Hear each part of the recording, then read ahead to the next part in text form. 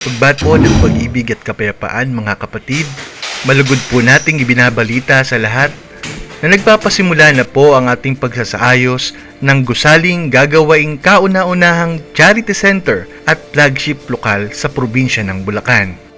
Masigla naman pong nakilahok sa gampaning ito ang ating mga kapatid na skilled workers at gayon din naman po ang mga volunteers mula sa iba't ibang dako ng munisipalidad ng Bulacan. Nakatutuwa namang pagmasdan ang mga kapatid sa matiyagang kooperasyon bilang pagtugon sa panawagang ito.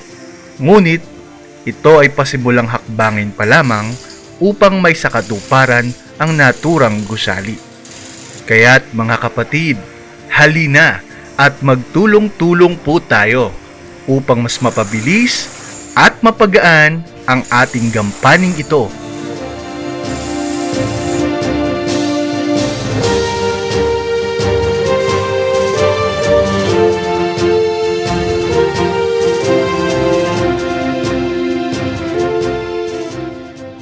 Maaari po tayong makipag-ugnayan sa ating mga manggagawa at mga officers ng lokal kung paanong tayo higit pang makatutulong sa pisikal man o pinansyal, naway kasiyahan nawa po tayo ng Diyos sa mabuting layunin ng gawaing ito.